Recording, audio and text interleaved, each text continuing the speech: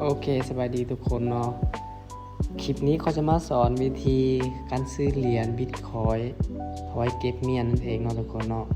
ว่าในปี2026มันมีอย่างแหน่โอเคอันแรกก็คือเราไปกดเบิ่งเงินในกระเป๋าของเราเนาะทุกคนเนาะก็คือทรัพย์สินว่าเงินของเรามีเท่าใดก็คือตอนนี้มีอยู่343ดอลลาร์นะทุกคนก็คือ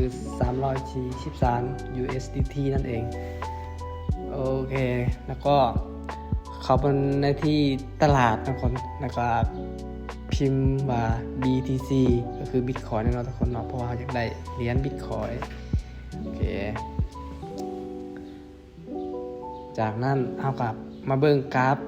ผู้ใดที่มีประสบการณ์เกี่ยวกับการเทรดที่วิเคราะห์กราฟได้ก็สามารถเบิ่งได้นะทุกคนเนาะแล้วก็เมื่อเราวิเคราะห์คาดว่ามันยังมีโอกาสขึ้นเราก็สามารถซื้อได้นะทุกคนเนาะแล้วก็แนะนำให้ทุกคนไปเทรดในที่สปอตนะทุกคนเนาะที่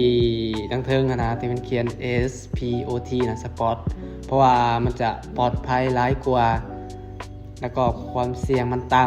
ำโอเคแล้วปัจจุบันนี้เราจะมาสังเกตว่าBitcoin มันขึ้นไปที่เท่าไรแล้วก็คือ 70,822 แล้วเนาะทุกคนคือนี่คือราคาของมันราคาของ Bitcoin และอันจำนวนของ Bitcoin ทั้งเทิงก็คือจำนวนของ Bitcoin ทุกคนถ้าทุกคนอยากได้ Bitcoin เท่าไรก็สามารถระบุได้นะครับอันที่2ก็คือเหรียญที่เฮาอยากซื้อ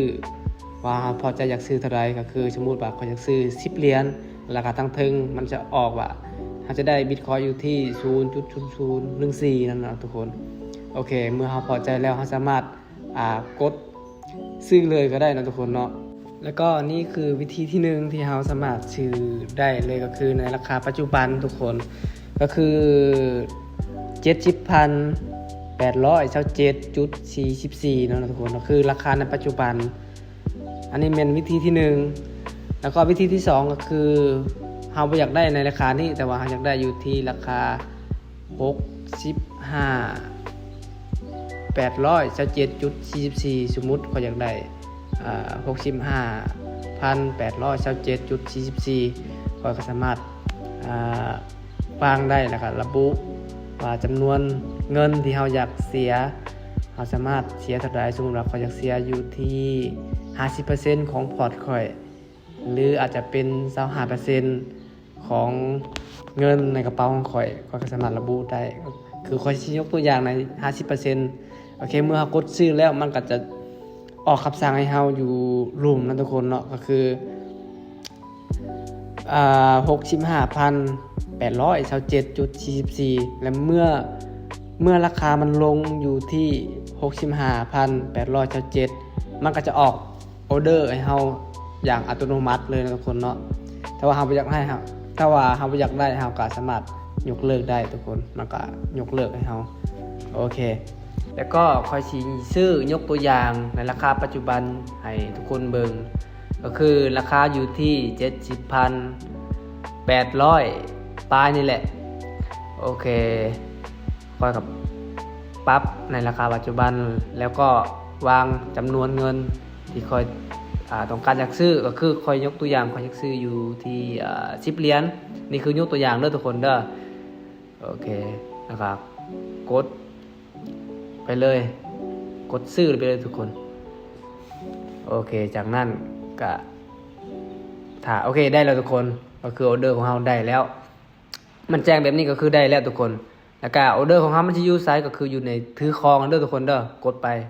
แล้วก็สิเห็นนี่กดซื้อปุ๊บเขียวปั๊บเลยทุกคน โอเคหลังจากนั้นอันนี้เป็นประวัติของเราที่เราสั่งซื้อขายนะทุกคนมันก็จะอยู่ในนี้โอเคแล้วก็เขาจะอธิบายก็คือ PDL ก็คือการกำไรนะทุกคนเนาะสมมติว่าเราซื้อแล้วก็กราฟมันขึ้นก็ถือว่าเราได้กำไรแล้วตรงกันข้ามสมมติว่าเราซื้อแต่ว่าราคามันลงแสดงว่าเราขาดทุนเนาะทุกคนแต่ว่าบ่หมายว่าเงินเฮาสิเสียเลยเด้อทุกคนเด้ออันนี้ก็คือการเทรดสปอตมันสิบ่เสียเลย จนกระทั่งเฮาสิคัดออก มันจึงคัดให้เฮาแล้วก็เสียเด้อทุกคนเด้อสู้ว่าเฮาติดลบ แต่ว่าเฮายังบ่คัดออกถือว่าเฮายังบ่เสียทุนแท้ นี่เป็นการลงทุนถ้าว่าผู้ใดต้องการอยากลงทุนในคริปโตเคอเรนซีบ่ว่าจะเป็นทาง Bitcoin หรือว่าสกุลอื่นๆ ทองคำน้ำมันต่างๆก็สามารถลงทุนได้นะทุกคนเนาะแล้วก็อันนี้แม่นการซื้อ Bitcoin ที่เราสามารถซื้อได้ในราคาอยู่ที่100,000 200,000เราก็สามารถซื้อได้นะทุกคนเนาะซึ่งว่าเป็นราคาต่ำซึ่งว่าเป็นการดีเลยกับแม่นนะทุกคนเนาะแนะนำให้ทุกคนเทรดในสปอร์ตเด้อทุกคนเด้อแล้วก็คลิปนี้ก็จบเพียงเท่านี้ขอบใจทุกคนที่รับฟังรับชมถ้าว่าผู้ใดสนใจอยากให้เฮ็ดคลิปหยังก็สามารถคอมเมนต์ได้นะทุกคนเนาะหรือว่าอยากให้เฮ็ดสอนเกี่ยวกับการสมัคร Binance ว่าสมัครจังไดมีหยังแหน่ก็สามารถคอมเมนต์สอบถามกันได้เด้อทุกคนเด้อ